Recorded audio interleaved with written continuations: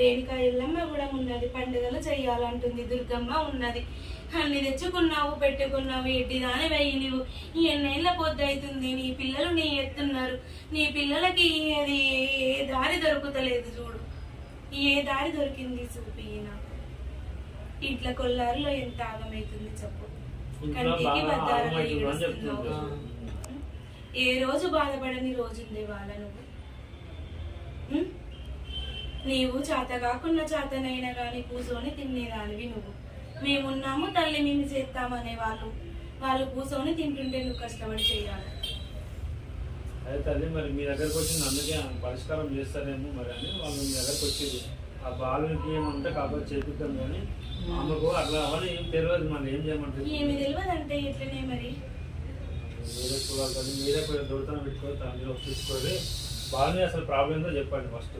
బాలుడి ప్రాబ్లం దాకా రావాలంటే తల్లి బాధలు తీరాలి కదా ఫస్ట్. ఇయ్యాల కాదు నిన్న కాదు, నీళ్ళ పొద్దునో కన్నేసి ఉన్నారు చూడు. ఎల్లమ్మ ఎల్లమ్మ అని మొక్కుతుంది, ఎల్లమ్మకు కూడా పట్నాలు కోరుతుంది. ఏమి తెలియదు అంటున్నారు.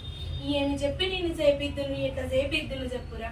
అదే తల్లి మొక్కుతారు కానీ వాళ్ళకి ఇవన్నీ ఎవరు చెప్తలేరు, మరి ఎట్లా ఏం చేద్దాం వాళ్ళకి ఎవరు చెప్పలేదు. తల్లి నువ్వే అని మాట ముందు మాట వెనుకై నన్ను ఎత్తుకోవడమే తెలుసు కానీ నన్ను నిలుపుకోవడం తెలుస్తలేదు బాలకి. తల్లిని ఇంట్లో పెట్టుకున్నావు కానీ ఎప్పుడు కూడా పూజలు చేయాలని అనుకుంటావు కానీ వేరే ఏమన్నా చేయాలని అంటుంది తల్లి. నన్ను నిలుపుకోవాలి ఇంట్లో అంటుంది. ఇటువంటి అత్తమ్మ చేయలేదు, అమ్మ చేయలేదు, ఎవరు చేయలేదే బాల. అందుకే నీ మీదికి వచ్చింది. వాళ్ళ సంసారం మంచిగా ఉంది, వాళ్ళది సాగిపోయింది ఆ కాలంలో. ఈ రోజు ఇంటికి పెద్దదానివి నీ మీదనే ఉన్నారు అందరూ. నీ ఇంట్లో ఇంత చిక్కులు చికాకులు జరుగుతుంటే, ఇంత బాధలు తెలుస్తుంటే కూడా నా వాళ్ళకి నా తల వాళ్ళకి మంచిగా ఉంది కానీ నాకెందుకు లేదంటున్నావు. కానీ నేను చేస్తానని ఏ ఒక్కరికి కానీ మొక్కుతలేవు చూడు. ఇంట్లో బాలమ్మ ఉంది, ఎల్లమ్మ ఉంది, దుర్గమ్మ ఉంది, శివయ్య ఉన్నాడు. చేసినవంటే ఏం చేసినావు చెప్పు నాకు. నీ చేసిన చేతుల్లో చెప్పు, నేను చెప్తా.